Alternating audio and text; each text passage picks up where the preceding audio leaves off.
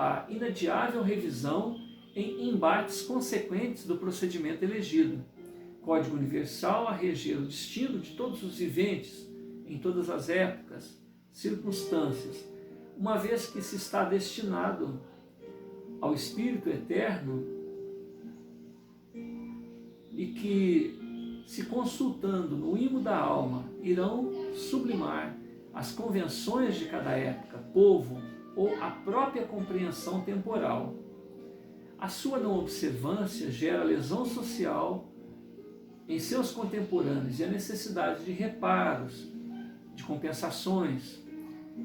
É um ato consequente do estado egoístico no ser, cuja solidariedade não está suficientemente desperta para conduzir este anacrônico sentimento, o egoísmo, a valores superiores. Para os viventes que já despertaram para o amor universal, mesmo estagiando neste ou naquele ambiente, época, circunstância, costume, já podem vislumbrar os delitos e as consequentes sanções, uma vez que intuitivamente os correlacionam com este código divino in situ na própria alma. Entretanto, para aqueles outros, os desatentos para com as verdades eternas, cujos olhos ainda estão circunstanciados pela secularidade, interesses egoísticos, sequer consideram tais condutas como repreensíveis, dignas de revisão. Ou seja, aquele que fere ou injuria não se apieda, não se assenta na posição do ferido e só resta a ação da vera justiça, tal qual ocorre a sua vítima de agora, algoz de outros tempos. A divina providência, em suas iniludíveis e autoexequíveis leis, faz ofertar ao equivocado, por sua vez, a experiência necessária para que também afronte as sequelas das decisões, sentimentos hoje exarados. Abençoadas são as dores que fazem despertar a todos nós, espíritos imortais, para a necessidade da empatia e da solidariedade. O amor, tendo chegado à alma contrita, arrependida, disposta à reparação, para este vivente, o amor, tendo chegado, para este vivente, o erro de alvo, o pecado, vamos dizer assim, já deixou de existir. No amor se retifica a abundância de erros de alvo e se capacita para empreitadas mais nobres. Diná, Crustácia e Dona Felina estão admiradas, atentas, ela absorve estes róis externados na voz de Giuseppe, percebem os eflúvios santificados dali emanados, apesar de não alcançarem a profundidade dos apontamentos, abarcam as emoções de pureza, sinceridade, orientações seguras. Elas, as três aqui, Diná, Dona Felina e Crustácia, ou seja, a mãe, a filha e a mucama, jamais imaginariam estarem ao seu dispor todo aquele conteúdo superior cujas emoções só poderiam advir da graça e misericórdia do amoroso Jesus. Contritas, elas, as ouvintes, aguardam e confiam de que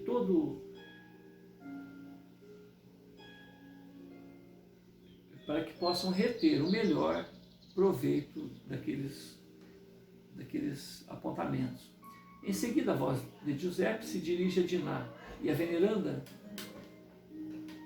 venera pelo nobre apoio que tem ofertado ao seu irmão, ou seja, ao próprio médium que está falando ali, que acumulou muitas dívidas espirituais e que sem o apoio dela, certamente ele, Giuseppe, teria muitas dificuldades em executar as tarefas que assumiu junto ao coração de Jesus. Depois a voz de Giuseppe se dirige a Dona Felina, mãe dos jovens, a enaltecendo pela nova postura assumida diante da vida, uma vez que deixou de se iludir com as fantasias imediatistas e passou a observar os valores permanentes.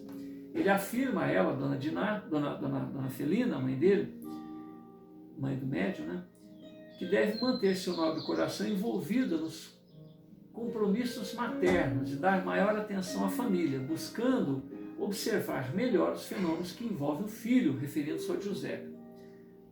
Tão mal compreendido até aquele momento, pois que daquelas observações ela iria colher excelentes lições de vida. Ele, Giuseppe, né, no caso, quem está falando através do Giuseppe, diz ainda que Giuseppe lhe trará muitas alegrias,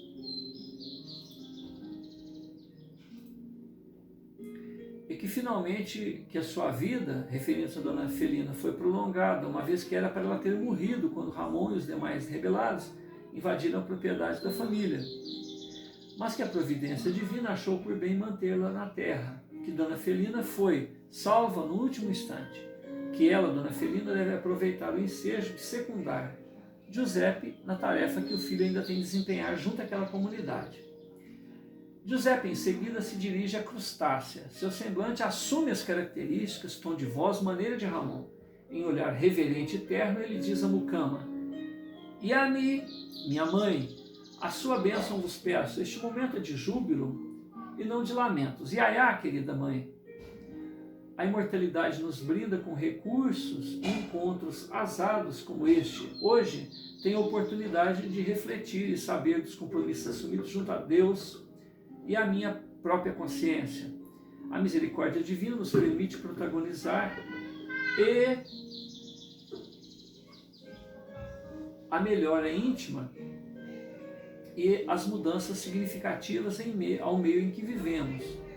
Seu nobre coração bem sabe que eu não morri, que estou mais vivo que antes, que na posse de recursos que o limite do corpo não alcançam. Não chore, o seu útero e seu afetuoso coração me permitiram aí estar nesta época de injustiças e muitas dores. Posteriormente você entenderá as razões de nossa longa separação e da maneira cruel do ocorrido. Você nunca se ausentou do meu coração, embora o desejo permanente de seu afetuoso abraço. Tuas mudas preces sempre alcançaram minha alma, me fortalecendo na certeza de que ainda a reencontraria, antes mesmo que a fatalidade da morte nos alcançasse. Aí no corpo ainda no corpo eu pensava, onde estará meu pai? E aquela santa sem pecado que me deu a oportunidade da vida.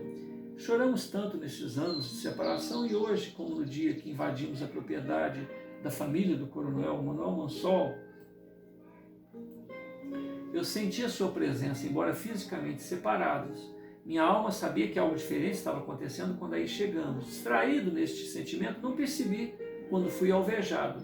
Em espírito, fiquei ao lado do meu corpo até o momento em que você se aproximou e me abraçou tão intensamente que a sua alma me nutriu por todos esses anos em que este aconchego não foi possível. E agora, Iaiá, mãe na língua Yorubá, acredito que estarei mais perto de você do que nunca. Mantenha sua confiança no Altíssimo. O Senhor da vida não recusa as súplicas maternas. Para quem não leu ainda a parte anterior, ou não assistiu, né?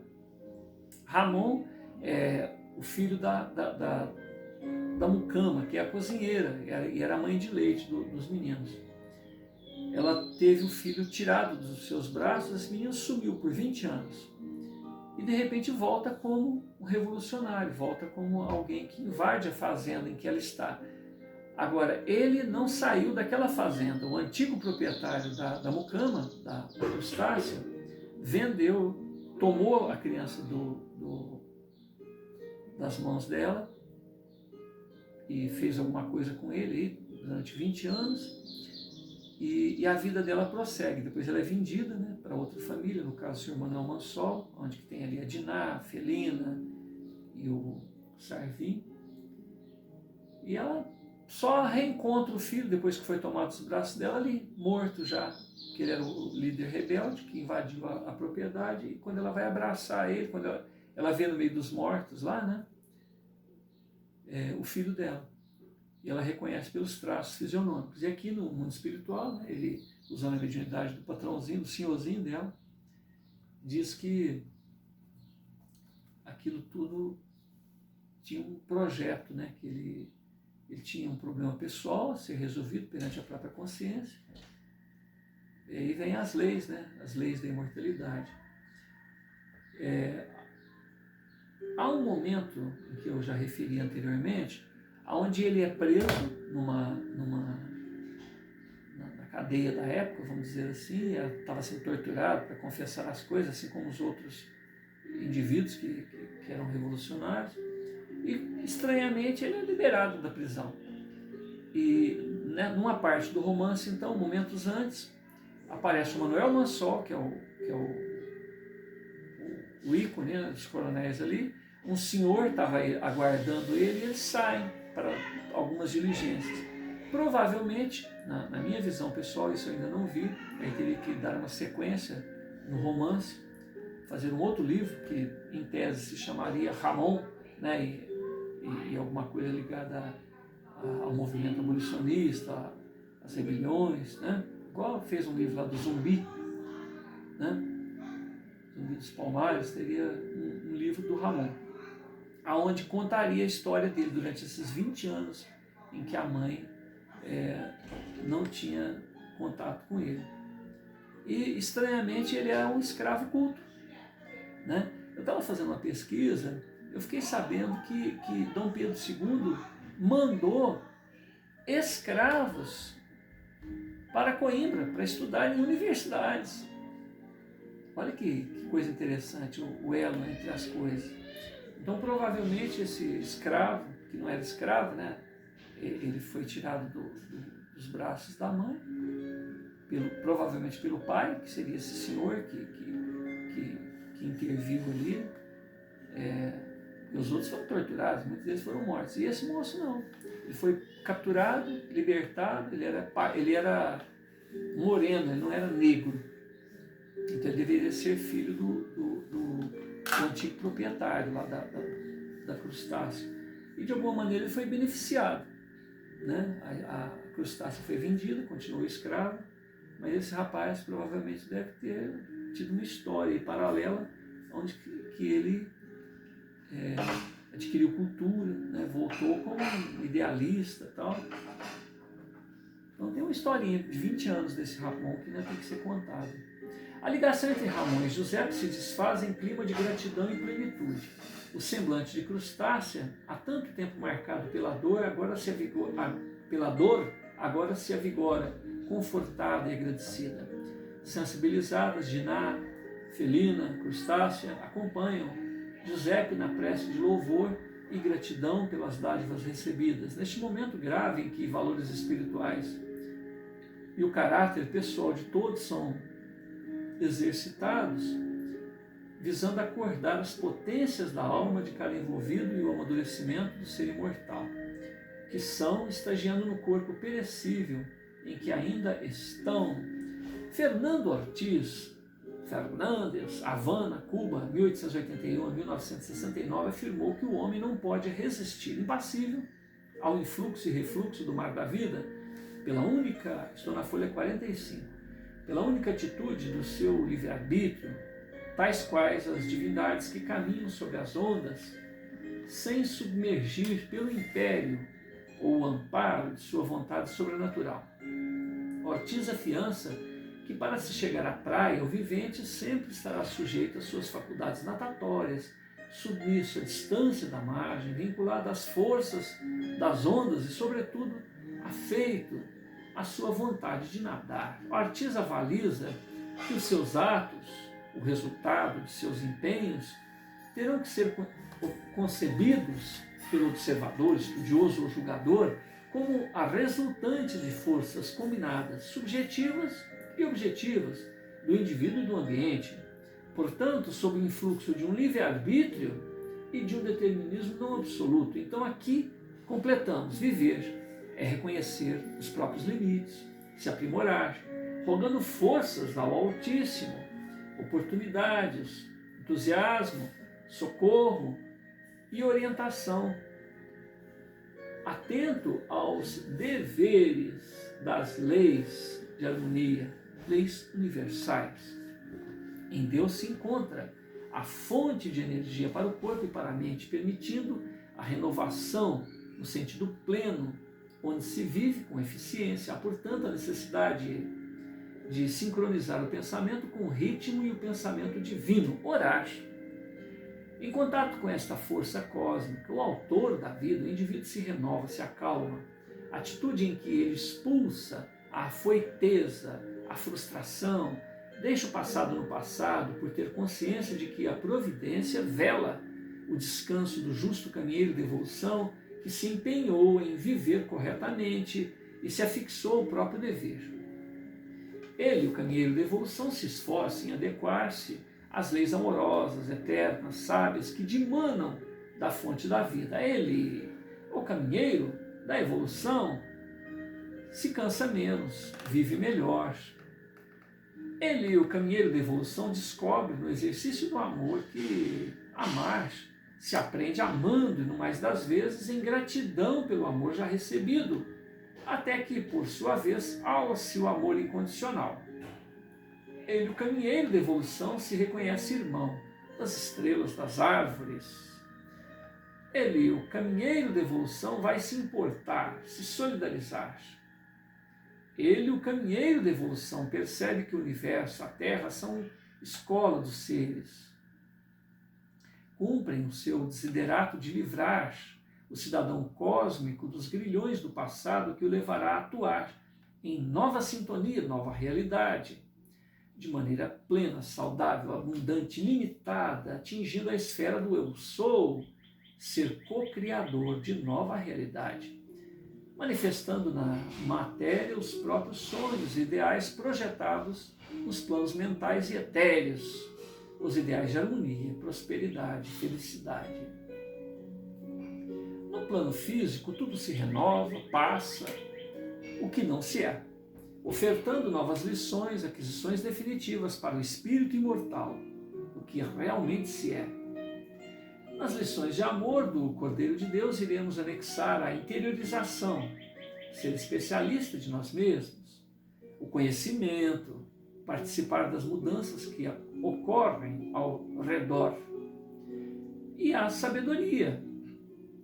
Então, nas lições do amor do Cristo, iremos anexar a interiorização, o conhecimento, a sabedoria, que é reconhecer que em tudo há ordem.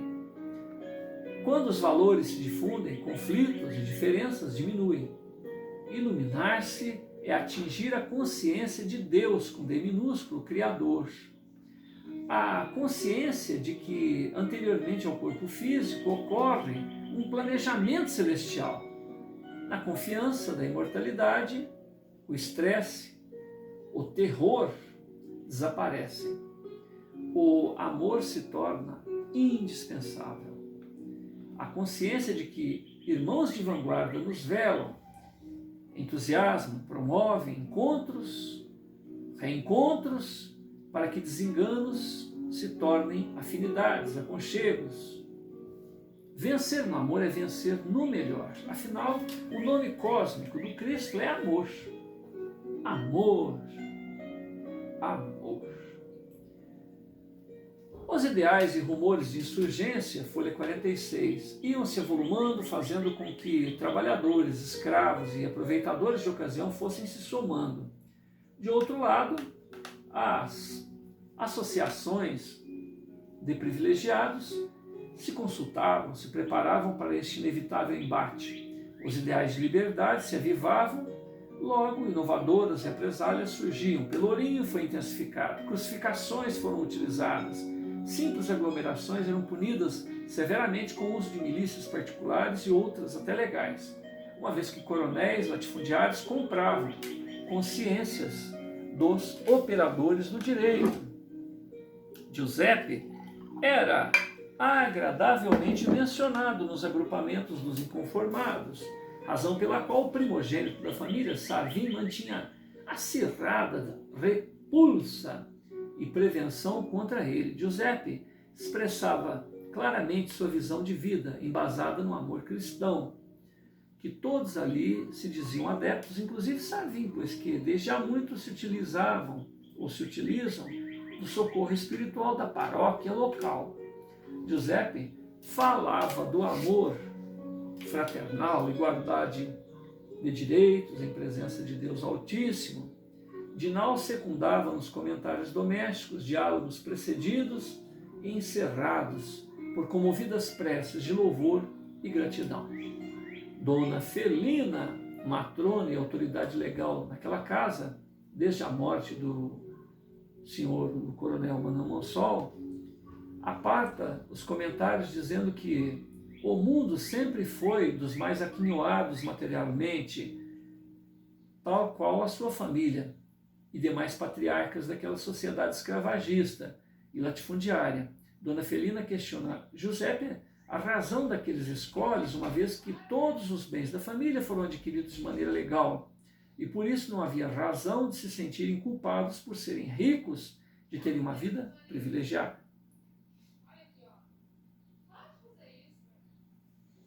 Você vê que até então a mãe começa a se interessar pelo Giuseppe, mas fala, eu tenho culpa de ser rica?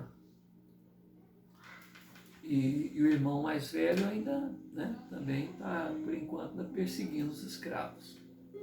Giuseppe reverentemente se dirige à genitora e considera, mamãe, acumular valores é inerente à condição humana para que a vida em sociedade se mantenha de maneira digna, suprindo necessidades do patriarca, comensais de todos agregados ao tipo de economia que ele administra.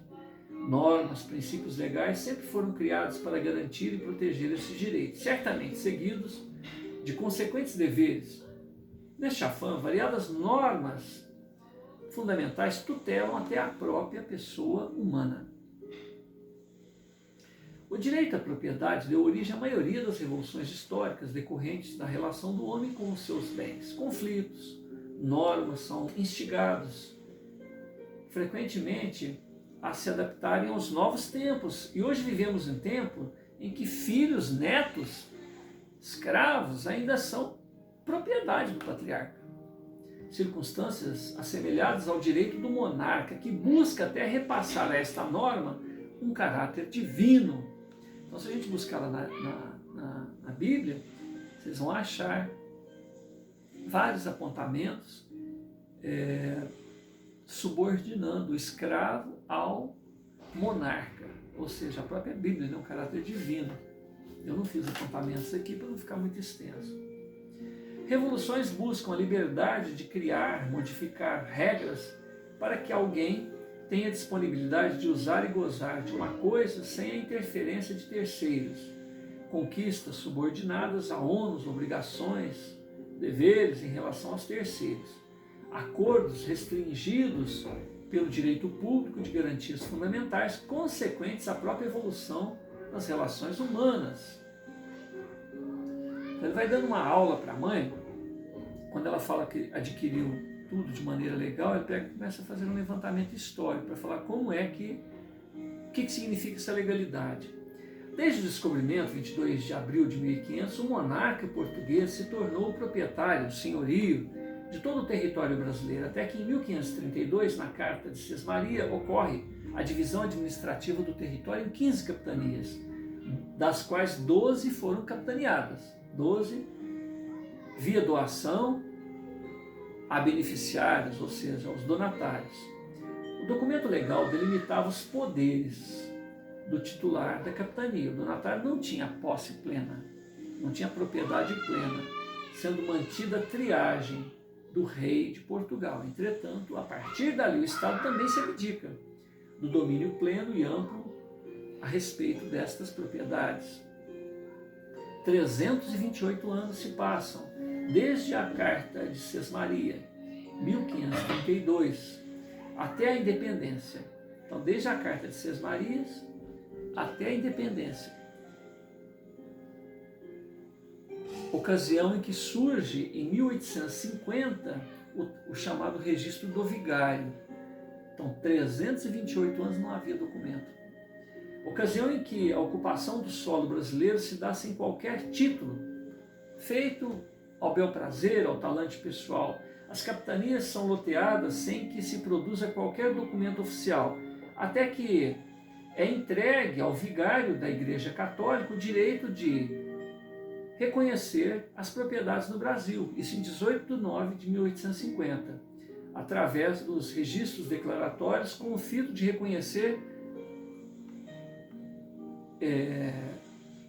conflito de diferenciar aquilo que é particular daquilo que é público. Então essas capitanias, essas 12 capitanias aí, são ao fio do bigode, sem papel, sem nada, às vezes tomando um do outro, né? Elas vão sendo empossadas ou apossadas, né? Por determinados grupos de coronéis. Então um coronel vai tomando do outro, vai tomando de pessoas mais simples, vai aumentando o seu patrimônio. Enfim, o que continuava sendo da coroa, o que continuava sendo do monarca e o que era público? Este ato público é conhecido vulgarmente por registro do vigário, onde se efetiva o inventário formal de partilha, domínio, posse, através da Lei 601 de 1850, oficializada pelo Regulamento 1318, de 10 de janeiro de 54. Então, de 50 até 54, está ali o registro do vigário, e ele é criado em 50 e oficializado em 54. Esta situação perdura por mais 13 anos, até que esta função passa a ser exercida pelo oficial de registro de imóveis. Lei 1237, de 29/9 de 1864, regulamentada pelo Decreto 3453, de 26/4 de 65. Então, em setembro de 64, cria-se o oficial de registro de imóveis. Então, a função do vigário passa para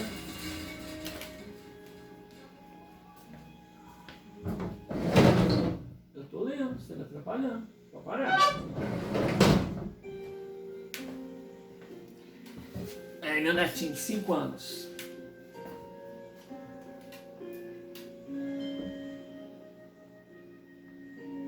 E então, em 1860,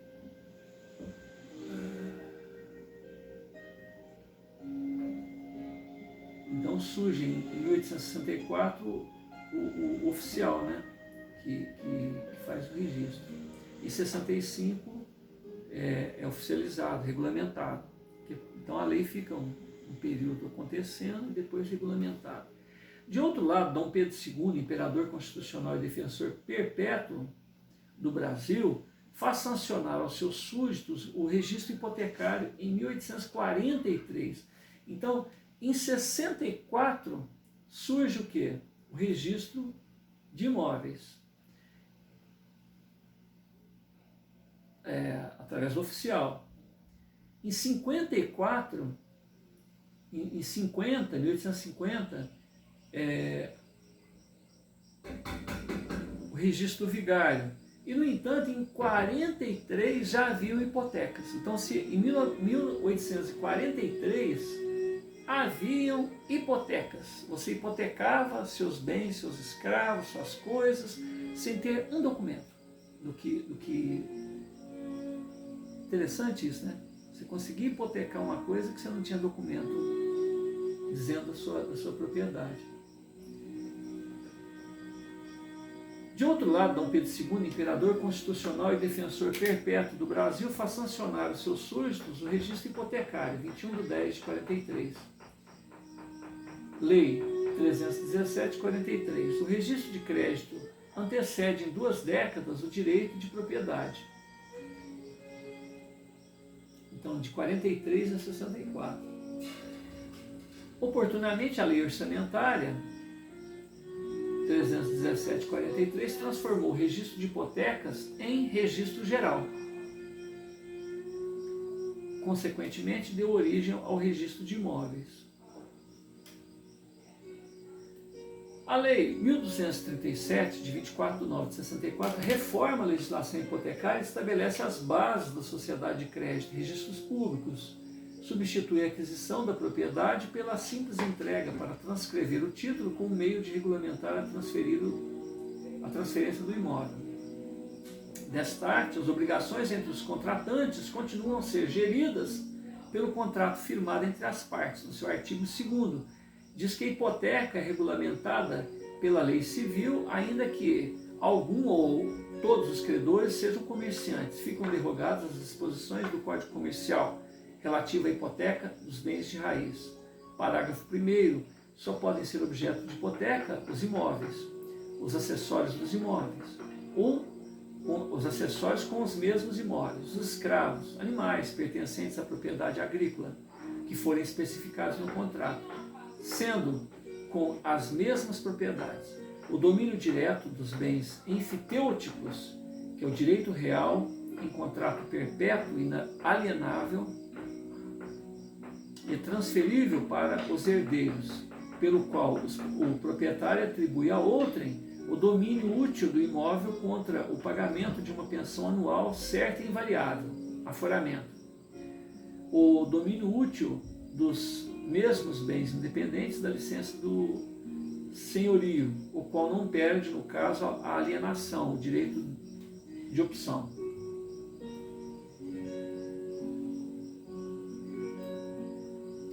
Desnecessárias as considerações a respeito das formas de transmissão ou dos títulos que garantam tais bens, consequentes à declaração de vontade e atos intervivos, atendendo desde as respectivas formalidades legais até as consequentes sucessões hereditárias.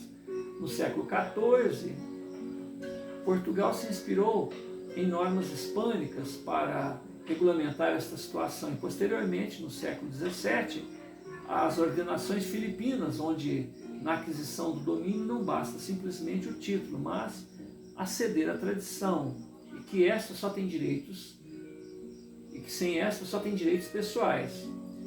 E estas formas de registro sofreu sucessivas adaptações, sendo norteadas pela data do registro.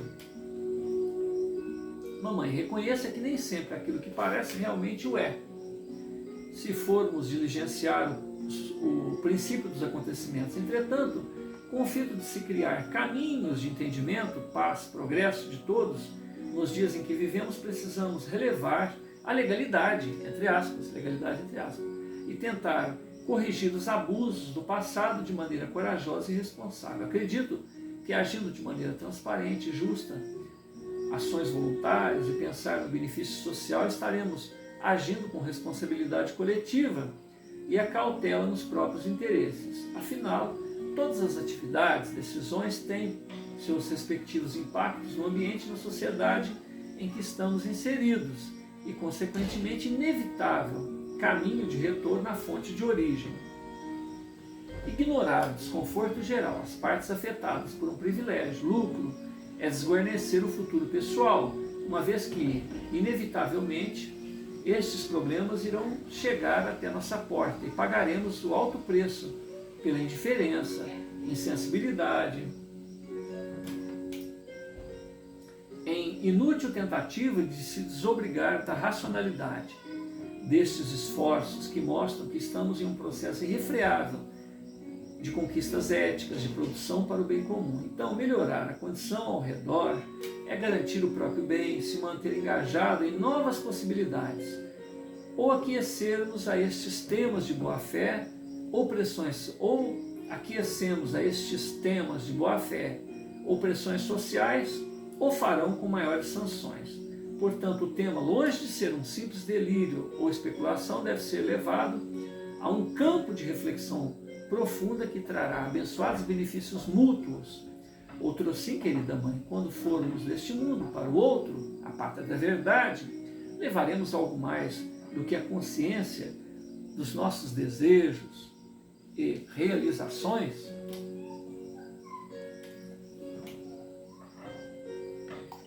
Então, José, por que ele faz? A mãe então fala, gente, eu sou rica porque eu nasci rica, eu sou rica porque casei com um homem rico, qual a ilegalidade disso, qual o pecado nisso? Ele falou, olha mãe, 328, desde a carta de Sesmaria até agora, ninguém sabe o que é de alguém, o governo não sabe o que é dele e o que é particular agora.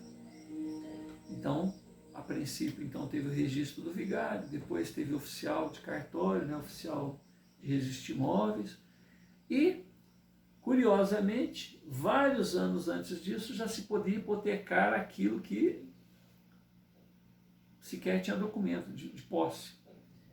né? Então, os coronéis na época, quantas famílias não foram mortas? Quantos contratos que eram no fio do bigode, ou mesmo que houvesse alguém que soubesse escrever ou deixar um documento, de que valeriam esses documentos? Esses documentos poderiam ser alterados, feitos outros documentos.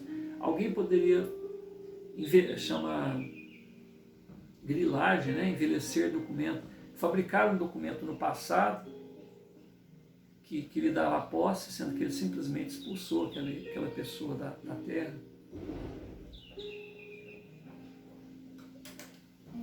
O que será que São Manuel Mansol fez para ter tanto, ser um latifundiário? E o que o pai, o avô do Manuel Mansol havia feito?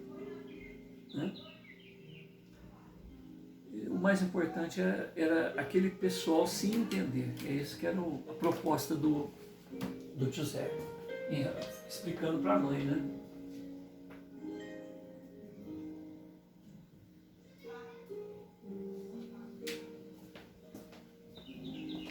Acender uma luz para ver se melhora.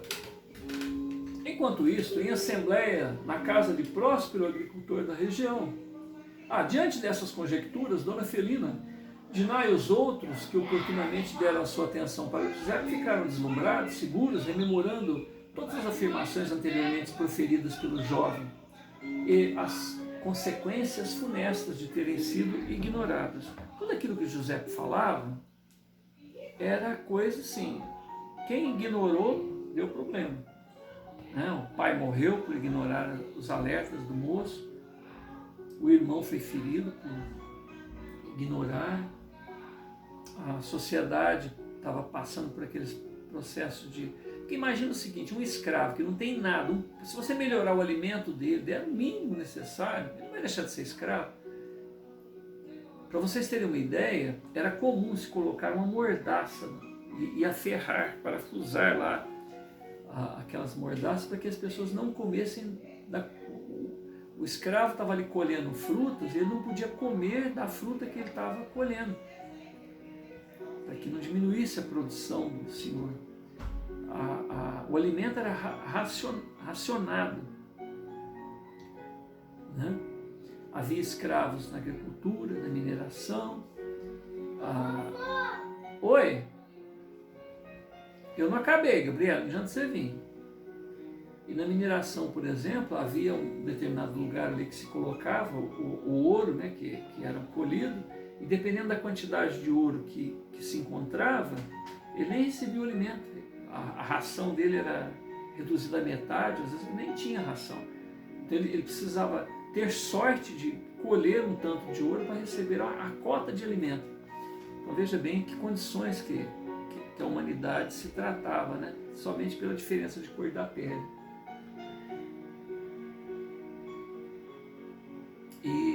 E essa rebelião toda foi justamente por essa insensibilidade, né? Se os senhores de escravos, né, os latifundiários, os coronéis cedessem um pouquinho, melhorassem o alimento, até por garantia, né, de mais saúde do pessoal ali, fazia tanta coisa, separava as famílias. Logo que chegava no Brasil, era todo mundo separado, pai de filho, mulher de marido, justamente separado inclusive por línguas. Os escravos muitas das vezes não tinham como conversar na mesma língua um com o outro, para evitar eles combinarem alguma coisa e o homem branco não saber disso, né? Enquanto isso, em assembleias na casa de próspero agricultor da região... Oi? Bernardo? Enquanto isso, em assembleia na casa de próspero agricultor da região, Sarvim continua sua ingênua e atemporal exposição inflada de ódio, intenções de violência gratuita. Seu ânimo aterrorizante ultrapassava sua capacidade de argumentação. Ele, Sarvim, ocupava a atenção daquele grupo de distintos sem a contrapartida de apresentar estratégias de defesa, justificativas para com as suas sinistras empreitadas, até que, inquieto partícipe, se levanta e lembra ao Sarvim de quantos companheiros morreram devido à sua estupidez indômita, afirma que Sarvinha é incapaz, um moleque desorganizado, inconsequente estrategista, indigno de decidir pela confraria e de tomar a frente daquelas reuniões. Página 49. Surpreso e desmoralizado, confirmando a expectativa do interlocutor, Sarvinha saca de sua arma e dispara contra tal pessoa, mas a sua pontaria ruim desautoriza que ele atinja o alvo. Um alvoroço se estabelece no recinto, o proprietário da casa aciona a sua milícia pessoal para conter os ânimos, dissipa a reunião sem data de reencontro. Sarvinha é mantido por ali até que os demais estejam seguros. O dono da propriedade dá ordem aos subalternos para que mantenham vigilância.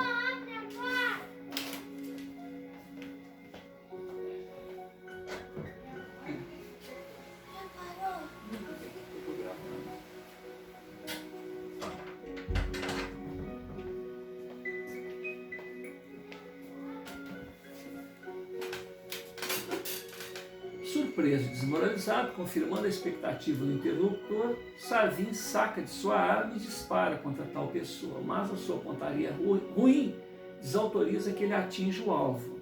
Um alvoroço se estabelece no recinto, o proprietário da casa aciona a sua milícia pessoal para conter os ânimos, dissipa a reunião sem data de reencontro. Sarvinha é mantido por ali até que os demais estejam seguros. O dono da propriedade dá ordem aos subalternos para que mantenham vigilância sobre Sarvinha até que ambos tenham conversa grave.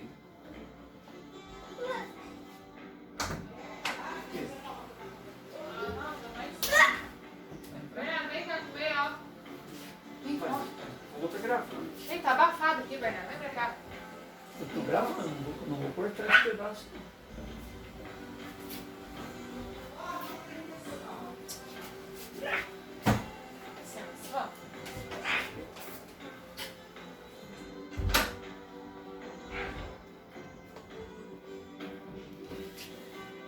Eu não vou cortar não, vou deixar desse jeito, desculpe aí.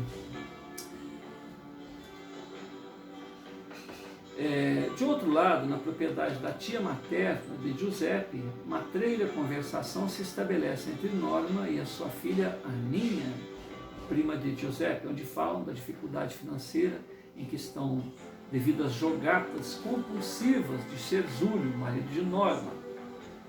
Elas abordam assuntos variados e superficiais. Falam da situação dos escravos dedicados e dos revoltosos, da necessidade de ambas se em atenderem às altanarias femininas, uma vez que fazem parte do patriarcado local e que, em se descuidando da aparência, a Aninha não terá a menor chance de arrumar um rico pretendente. Ao que Aninha cita o nome do primogênito da tia Felina, Sarvinha, lembrando seu porte nobre, forte, altivo, arrogante e habituado ao luxo, homem de ação e afeito às armas. Aninha acredita que Sarvinha é perfeito, que ninguém pode com ele. Aninha sinaliza a permissão da mãe para dar em cima do primo, ao que a genitora analisa o caso e fala do desagrado, do vexame do jovem. Sarvinha é inapto para administrar os interesses do grupo social a que pertencem e que será difícil para ele, Sarvinha, sair dessa desonra. Conclui, dizem as más línguas, que o grupo de nobres irá lhe tirar qualquer autoridade. Norma tinha pressa em casar Aninha, pois que estavam prestes a perder a propriedade que já estava hipotecada junto aos credores. Então, o nome de familiares, conhecidos, são desfilados entre ambos até que Aninha se lembra de Giuseppe, o que faz com que Norma tenha uma reação imprópria, irracional, de repúdio, uma vez que estava em jogo se safarem da breve e fatal ruína. Então aqui apareceu mais uma família, Norma. Norma é irmã da mãe do Giuseppe, a Felina. Norma tem um marido, Cerzúlio, e tem uma filha, Aninha. O Giuseppe tem 18 anos, a Aninha tem 15 e a irmã dele, Diná, tem 15 também. O irmão mais velho do Giuseppe, Savin, esse que depois que o pai morreu, assumiu lá o controle, né, da elite, dos coronéis. Ele era muito afoito, né, muito precipitado e fez com que muitos nobres ali, da elite local morressem. E isso foi jogado na cara dele. O que ele faz? Ele tira a arma e dá um tiro no outro, ele, um nobre, né, dando um tiro no outro nobre. E ali, depois daquilo, a moral dele foi lá embaixo, e ninguém dava bola mais para ele. Então, o primeiro golpe grave que o Savin sofre é esse. Ele é retirado da elite, pelo menos de participar das reuniões ou de dar palpite ali. Ele era o organizador, passou a ser um ninguém. E mais para frente aqui vocês vão ver que ele é alvejado por esse grupo ali, né? E aí ele vai percebendo essa traição, e ele vai lá no hospital ficar pensando sobre esses valores que o José sempre fala, né? De respeito ao ser humano e tal. E aquilo vai entrando na cabeça dele, fala, poxa, eu me iludi tanto, né? E fui traído. Eu estava brigando pelos nossos interesses da elite, e, no entanto, eu fui jogado fora. Aí ele começa a pensar, o José tem razão, hein? E o José vai fazendo a cabeça dele, e aí ele, Savin e o José começam a trabalhar a favor dos escravos, das pessoas necessitadas e tal. E aí sim, aí que a elite parte para cima deles e quer expulsar eles dali mesmo.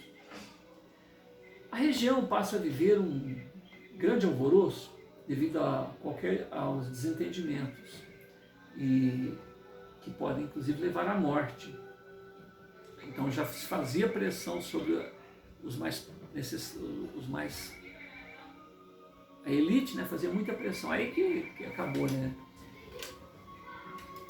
Principalmente em relação a escravos, funcionários no limite da subsistência, pois que eles poderiam se juntar aos revoltosos. Atitudes truculentas são implantadas pelas vias legais ou a mando da elite, exageros aos quais os operadores da justiça fingem não ver. Porque por mais bagunçado que seja isso aqui, existia uma legislação, proteção ao indivíduo, menos ao escravo. Então nós estamos, até aquelas pessoas, os escravos alforriados, até os brancos muito pobres tinham direitos. Eu queria você pôr água. Como assim? Pôr água como? Ô Bernardinho, o vovô tá gravando. Dá um tempinho, filho.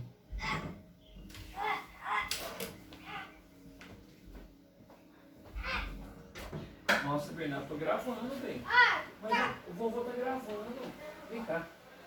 Queria você pôr água dessa aqui. Ah, tá. Então vem cá. A talha da mamãe. Vem cá, fica no colo do vovô aqui. Vem cá. Vem cá. Pode pôr essa daqui? Pode? Vem cá. Fica aqui perto do vovô, aqui, ó, pra ver você lá. Aqui. Ó, fica aqui lá, olha lá no espelho. Olha lá, tá vendo?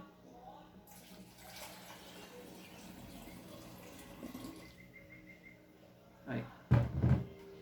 Agora você tem que deixar o vovô gravar, pode ser? Sim, eu tô com fome. Que eu já isso? comi bolo. Ah, você tá com sede, né? Fome, sede. É. Então, bebe. Ó, agora, você não quer sentar aqui no colo enquanto o vovô lê? Pode ser? Vem cá. Deixa eu pôr uma cadeira aqui pra você, ó. Vem cá. Senta aqui, ó. Vem cá. Vem cá. Não, deixa eu... Ai, meu Deus. Senta aqui, eu quero ficar perto de Queria você. comer bolo. Ah. Agora tá fechado. Como fica? Pode assistir. Então, mas você não vai entrar de novo, não? Sim. Não, entrar de novo não pode. Eu vou trancar. Quer mais, Bernardo? Dá o bolinho? Ele quer. Tá bom.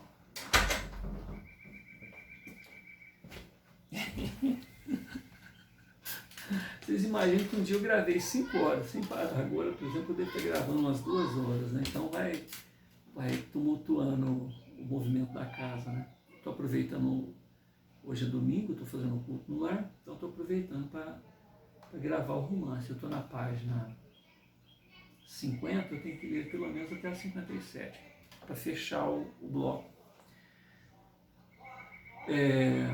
A região passa a viver um grande alvoroço, onde qualquer desentendimento pode levar à morte, principalmente em relação aos escravos e funcionários no limite da subsistência, pois que eles poderiam se juntar aos revoltosos. Atitudes truculentas são implantadas pelas vias legais ou a mando da elite local, exageros aos quais os operadores da justiça fingem não ver. As liberdades individuais são abolidas e as inseguranças se tornam geral. Diante da coação de vários grupos desorganizados e afoitos que invadem propriedades, diante da coação, vários grupos desorganizados e afoitos invadem propriedades à busca de alimentos. Então, os necessitados, né, que invadem propriedades à busca de alimentos, valores com os quais possam sobreviver. Eles são violentamente reprimidos. Escravos, alforriados, humílimos trabalhadores são abordados por mera especulação, quer na lavoura, quer em suas casas, para apurações levianas, sendo envergonhados, torturados, visando apurar subversão, verdadeiro serviço à inteligência e à humanidade. Então existia a legalidade. Escravos, quando eram muito torturados, eles procuravam delegacias, procuravam serviços de segurança pública local pedindo socorro, né? Porque existia um mínimo de respeito que o ser humano precisaria ter, mesmo esses indivíduos que nem eram considerados como humanos, eram coisas, como gado, né? Mas eles procuravam. E mesmo esses mínimos direitos eram ignorados por parte dos oficiais da justiça, porque os coronéis trocavam favores, né?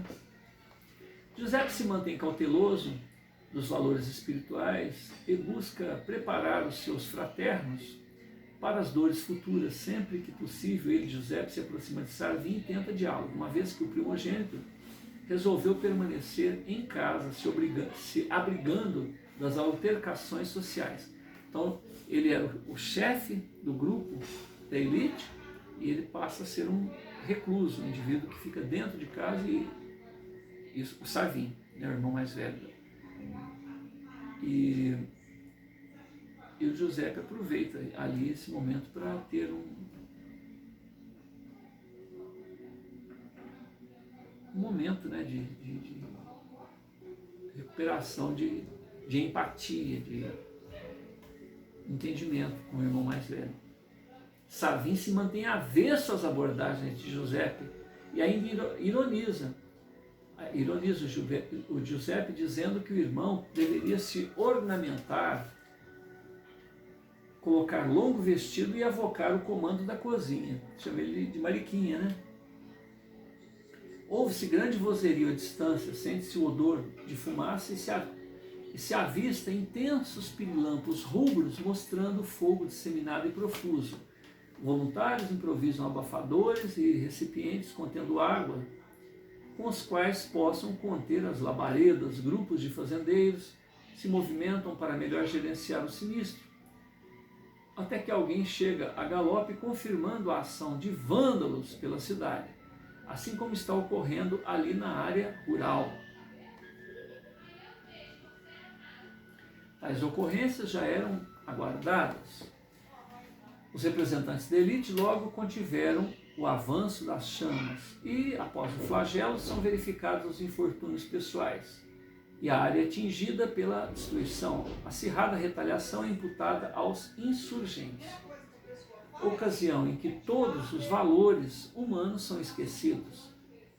Atos que as feras observariam com reservas: humilhações, açoites em praça pública, enforcamentos, decapitações, esquartejamentos, algumas prisões para diligências futuras, atitudes que os senhores feudais apreciam como justiça, sendo até improvisada uma grande festa popular para comemorar a vitória, onde se anunciam recompensas para quem denunciasse, delatasse eventuais rebelados.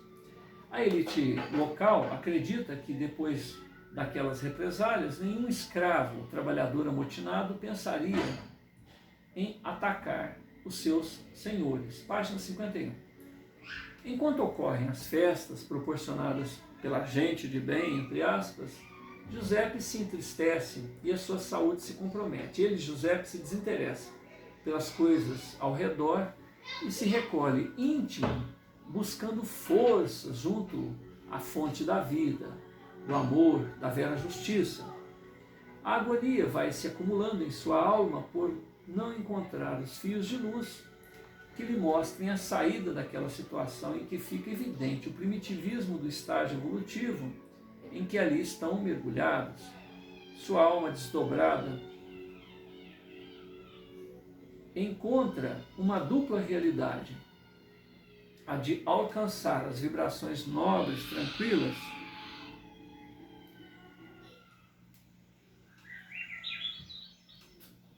peraí, só um minutinho que não vai ter jeito não.